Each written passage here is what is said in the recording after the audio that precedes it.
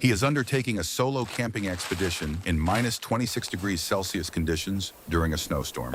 First, I'm going to spend the night here. It's going down to about minus 25 tonight, so it's nice to have an established camp of firewood.